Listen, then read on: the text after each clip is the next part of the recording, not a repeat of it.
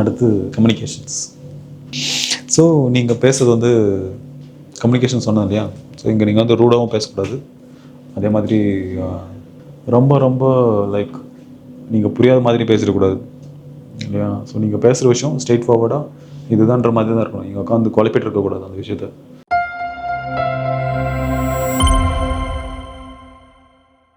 ஒரு விஷயம் கேட்குறோம் அப்படின்னா அதை சுற்றி 4 மணி நேரம் சொல்கிறலாம் கூடாது. Let's make it very short words. 4 வாரத்தில் அது சொல்ல முடியும் அப்படின்னா 4 வாரத்தில் சொல்லிடுங்க இல்லையா? தெரியல அப்படின்னா தெரியலன்னு சொல்லிட்டு போயிருங்க. அதை நீங்கள் வந்து தெரியுன்ற மாதிரி ப்ரூவ் பண்ணுறதுக்காக ஒரு விஷயம் பண்ணுவீங்க இல்லையா? தேர் யூ பிகம் டவுன்ட். ஸோ அந்த விஷயத்தை பண்ணாதீங்க. தெரியலன்றது it is better than convincing something else. So அதனால் இது நீங்கள் ப்ராப்பராக பண்ணுங்கள். மேக்ஸிமம் உங்களோட டோன் க்ளீனாக வச்சுக்கோங்க. நல்லா கிளியராக பேசுங்க. கிளியராக எப்போ பேச முடியும்? உங்களுக்கு ஒரு விஷயம் நல்லா தெரியும்னா தான் கிளியராக பேச முடியும் இல்லையா? ஸோ உங்களால் கிளியராக பேச முடியல அப்படின்னா அந்த இடத்துல பேசாதீங்க. ஸோ ஏதோ ஒன்று சமாளிக்கலாம். நம்மளை ப்ரூவ் பண்ணுறதுக்காக நம்ம ஒரு டாக்கை கொடுக்கணும் அப்படின்னா don't make that is better than talkative person. நிறைய பேசுகிறவங்கலாம் வேலைக்கு ஆக மாட்டான். நீங்கள் சொல்லி பார்த்துருப்பீங்க இல்லையா, குழக்க நாய் கடிக்காதுன்னு. ஸோ அதே மாதிரி தான் இங்கேயும் கார்பரேட்டில் அதே மாதிரி தான். நீங்கள் if you're shut your mouth and did your job, they will appreciate. நீங்கள் நிறைய பேசிகிட்டே இருக்கீங்க. இங்கெல்லாம் நிறைய பேர் சொல்லுவாங்க நீங்கள் நிறைய நம்ம ப்ரூவ் பண்ணிகிட்டே இருக்கணும், பேசிகிட்டே இருக்கணும் அப்படின்னா இட் இஸ் நாட் த வேடா. கல்ச்சரெல்லாம் மாறிடுச்சு. இப்போ யாருமே வந்து பேசுறதுக்கு ரெடியாக இல்லை. ஆஃபீஸில் எல்லாருமே டிஸ்டர்ப்டாக இருக்கானுங்க. கம்யூனிகேஷன் ரொம்ப இம்பார்ட்டண்ட். வே ஆஃப் டோனை யூஸ் பண்ணுறது வந்து மஸ்ட். ஸோ ரொம்ப சாஃப்டாக உஸ்ஸுன்னு பேசுகிறவங்க கார்பரேட்டில் தே லைக். ஓகேவா? நீங்கள் ஒன்றுமே பேசல அப்படின்னாலும் just make and us last make. உங்களுக்கே வந்து ஒரு லெவலுக்கு மேலே ஓகே நம்ம நல்லா தான் பேசுகிறோன்றது புரிஞ்சிடும். ஸோ 2வது விஷயம், லிசன் கேர்ஃபுல்லி. யார் என்ன சொன்னாலும் அதை கொஞ்சம் கவனிச்சு கேளுங்க. அது டிஎல் சொன்னாலும் சரி, ஆஃபீஸில் ஒரு விஷயம் திட்டுறாங்க அப்படின்னாலும் சரி, ஜஸ்ட் லிசன். திருப்பி நீங்கள் பேசணும் அவசியம் இல்லை. எந்த கான்வர்சேஷன் அது உங்களுக்கு யூஸே ஆகுனாலையும் ஜஸ்ட் லிசன். அப்போ தான் உங்கள் ஆஃபீஸில் என்ன நடக்குது அது ஏதோ ஒரு இடத்துல யூஸ் ஆக போகுது உங்களுக்கு ஃப்யூச்சரில் இல்லையா? ஸோ எல்லாத்தையும் தெரிஞ்சுக்காங்க, லிசன் பண்ணுங்கள். யார் என்ன சொன்னாலும் உட்காந்து கொஞ்ச நாள் கேளுங்க. உங்கள் சம்மந்தமே இல்லாமல் வேறு ஒரு டீமில் ஏதோ பேசுகிறாங்க அப்படின்னாலும் ஜஸ்ட் லிசன். ஸோ எங்கள் லிசனிங் வந்து ரொம்ப இம்பார்ட்டண்ட். ஈவன் உங்களுக்கு டிஎல் ஒரு ஜாப் அலோகேட் பண்ணும்போதும் சரி, இல்லை உங்கள்கிட்ட பக்கத்தில் இருக்கிற ஒரு டவுட் கேட்குறாங்க அப்படின்னா listen and do help. So listening skill இங்கே ரொம்ப முக்கியம். ஸ்பீக்கிங் ஸ்கில்லும் ரொம்ப முக்கியம். அடுத்து ரெஸ்பெக்ட், ப்ரைவசி டைம். ஓகேவா? ஸோ மற்றவங்களுக்கும் கொடுக்கணும், உங்களுக்கும் மற்றவங்க கொடுக்கணும். மேக்ஸிமம் நீங்கள் கான்ஃபிடென்ஷியல் விஷயத்தை யாருக்கிட்டும் ஷேரே பண்ணக்கூடாது. ஷேர் பண்ணுறாங்க அப்படின்னா வேணான்னு சொல்லிடுங்க. So don't share your confidential things. இப்போ எவ்ரி திங் ப்ரைவேட். அப்புறம் ஆஃபீஸ்லேயே உங்கள் ஃபோனை வைக்கிறதா கூட தலைக்கெடுப்பு வைங்க. யார் கால் பண்ணுறாங்கன்னு தெரிய வேண்டாம். உங்களுக்கு மொத்தம் காட்டுங்க. இது எல்லோரும் எட்டு பாதுகாக்க மாதிரி வேண்டாம். நோட்டிஃபிகேஷன் வந்தாலும் சரி, எது வந்தாலும் சரி, let's keep it private every thing. So அடிஷ்னலாக ஒரு சில டிப்ஸ்லாம் இருக்கும். ஸோ நான் முன்னாடி சொன்னது தான், க்ரீட்டிங்ஸ் மஸ்ட். ஸோ வந்த உடனே ஒரு பாசிட்டிவ் வைப்பை மேக் பண்ணுங்கள். ஸோ இங்கே நான் முன்னாடி சொன்ன மாதிரி ஹெச்ஆருக்கு ஒரு வேலை இருக்குது. உங்களை நோட்டிஃபை பண்ணுறது அவங்க வேலையை.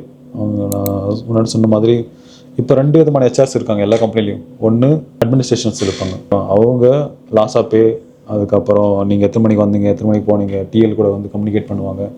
ஆஃபீஸில் என்னென்ன இல்லையோ அதெல்லாம் வாங்கி போடுவாங்க. என்னென்ன எம்ப்ளாயிஸ் தேவை அதெல்லாம் பண்ணி கொடுப்பாங்க. ஓகேவா? இது இல்லை அது இல்லை அப்படின்னா. இன்னொன்று பியூராக ஹெச்ஆர், ஹியூமன் ரிசோர்ஸ் மட்டும் தான் பார்ப்பாங்க. ஒன்று ஹைரிங்கு, இன்னொன்று ரெசிக்னேஷன்ஸ். நீங்கள் வராங்க அப்படின்னா அவங்க நோட்டீஸ் பீரியடில் வைக்கிறது, அதுக்குள்ளே ஒருத்தரை ரீப்ளேஸ் பண்ணுறது. இந்த வேலை மட்டும்தான் ஒருத்தர் பார்த்துட்டு இருப்பாங்க. ஸோ உங்களுக்கு நீங்கள் எங்கே இருப்பீங்க தெரியுங்களா? அடி வாங்குறது எல்லாமே நான் ஃபஸ்ட்டு சொன்ன அட்மினிஸ்ட்ரேஷன் ஹெச்ஆர் கிட்ட தான் இருப்பீங்க. ஹைரிங் ப்ராசஸ் கிட்ட திருப்பி போக மாட்டீங்க. நீங்கள் ரிசைன் பண்ணாத வரைக்கும். அதுக்கு முன்னாடி உங்களை பற்றி ஏதாச்சும் கம்ப்ளைண்ட் வந்தாலும் சரி, இல்லை டீம் லீட் கூட உங்களுடைய பர்ஃபார்மன்ஸை டிஸ்கஸ் பண்ணுறதா இருக்கட்டும், இது எல்லாமே அட்மினிஸ்ட்ரேட்டிவ் லெவலில் இருக்கவங்களே பார்த்துப்பாங்க. ஸோ இப்போ நான் சொன்னதில் ஏன்னா அவங்க நம்ம முன்னாடி சொன்ன மாதிரி இங்கே எல்லா விஷயமே நோட் பண்ணிகிட்டு இருக்காங்க. நீங்கள் மற்றவங்க கூட எப்படி ஜெல்லாக இருக்குங்க, ப்ரொடக்டிவிட்டியில் எப்படி நீங்கள் எல்லோரும் கூட சேர்ந்து ஒரு விஷயத்தை பண்ணி முடிக்கிறீங்க, இது எல்லாமே பார்த்துட்டு தான் இருப்பாங்க. ஆட்டிடியூட், உங்களுடைய அப்பியரன்ஸ், லிட்டரலாக நீங்கள் வந்து இன்டர்வியூக்கு மட்டும் நல்லா டிக்டாப்பாக வந்துட்டு அடுத்த நாள் வந்து சப்பார மாதிரி வந்தீங்கன்னு வச்சுக்கோங்களேன், இது literally take away. Everybody want their office infrastructure in a professional வேடா. ஸோ நீங்கள் கரெக்டாக இருந்தீங்க அப்படின்னா இட் ஆல் ஒர்க் ஸ்மூத்லி. அதே நான் முன்னாடி சொன்ன மாதிரி இங்கே யாரை பார்த்து இன்ஃப்ளூயன்ஸ் ஆகக்கூடாத இடத்துல ரொம்ப தெளிவாக இருப்பாங்க. யாருக்கும் இங்கே 1% ஆப்பர்ச்சுனிட்டி கூட கொடுக்க மாட்டாங்க நீங்கள் மற்றவங்களை இன்ஃப்ளூயன்ஸ் பண்ணுறதுக்கு. உங்களை தூக்கிட்டு மற்றவங்களை பார்த்துட்டு இருப்பாங்க. ஏன்னா they have a dedicated person to take care of all the employees இல்லையா? இதுலேயும் நீங்கள் மென்னாக இருக்கீங்க, ஃபீமேல் எம்ப்ளாயிஸ் கூட பக்கம் உட்காந்து ஒர்க் பண்ணுறீங்க அப்படின்னா you need to take care of little seriousness இதில். ஏன்னா அது எப்படி உல்ட்டாவாக மாறிடுமோ, மற்றவங்க எப்படி அதை புரிஞ்சுப்பாங்களோ, அது எல்லாமே இருக்குங்க. நீங்கள் little conscious with female and மேல் எம்ப்ளாயீஸ் உங்கள் எல்லாருக்குமே. 2வது ஃப்ரெண்ட்ஸோட எங்கேஜ்டாக இருங்க. ஓகேவா? நீங்கள் அதுக்காக வந்து பேசாமே இருக்கிறது இதெல்லாம் கிடையாது. நீங்கள் பேசாமே இருந்தீங்க ஒர்க்கை மட்டும் பார்த்துட்டு போனீங்க அப்படின்னா உங்களுக்கு ஒரு ஃப்ரெண்ட்லி என்விரான்மெண்ட்டு கிடைக்காம போயிடும் உங்கள் ஆஃபீஸில். நீங்கள் ஆஃபீஸ்க்கு வரணுன்ற எண்ணம் எப்போ வரும்? ஒரு சப்போர்ட்டிவ் கொலீக்ஸ் இருக்கிறப்ப தான் வரும். இல்லையா? ப்ரொஃபஷனலான வேல உங்களால் எங்கேஜ்டாக எதெல்லாம் பேசி இருக்க முடியுமோ அதெல்லாம் வச்சுக்காங்க. யாரையும் பாயிண்ட் அவுட் பண்ணி பேசிடாதீங்க. ஏன்னா குரூப் ஆஃப் பீப்பிள் வந்து எல்லாரும் ஒரே மைண்ட் செட்டில் இருக்க மாட்டாங்க. அங்கெல்லாம் போய்ட்டு நீங்கள் வந்து ஒரே மைண்ட் செட்டில் இருக்கிற பீப்பிளை வந்து நீங்கள் ஸ்கூல் ஃப்ரெண்ட்ஸ் மாதிரியெல்லாம் மேக் பண்ண முடியாது.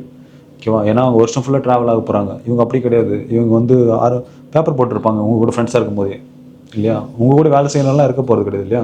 நீங்களே ஒரு வருஷத்துக்கு மேலே அந்த கம்பெனியில் இருக்க மாட்டீங்க. அவன் ஆல்ரெடி 6 மாதம் முன்னாடி ஜாயின் பண்ணியிருக்க அப்படின்னா உங்க கூட சேர்ந்து 6 மாதம் அவன் பேப்பர் போட்டு வேறு கம்பெனிக்கு போவான், இல்லையா? அவ்வளோ அங்கே போனதுக்கப்புறம் நீங்கள் நடந்ததெல்லாம் வேறு அவங்ககிட்டனாலும் சொல்லலாம். Who knows? 6 மாதம் கழிச்சு யாருங்க க்ளோஸாக இருக்க முடியாது. ஒவ்வொரு டைமுக்கு அப்புறம் உங்களுக்கு கான்வர்சேஷனை மேக் பண்ண உங்களுக்கு வேர்ட்ஸ் கிடைக்காம போயிடும். ஓகேவா? அந்த வேர்ட்ஸை ஃபில் பண்ண நீங்களே வந்து எமோஷனாக உள்ள விட்டுருவீங்க. So keep the meter the same level. ஓகேவா? நீயே ஆல்ரெடி வந்து ஜாபில் அதிகமாக ப்ரெஷராக இருக்குது அப்படின்னா tell him this is a time it is take. So அந்த மாதிரி சொல்லிவிட்டு நீங்கள் வந்து கன்டினியூ பண்ணிக்கோங்க.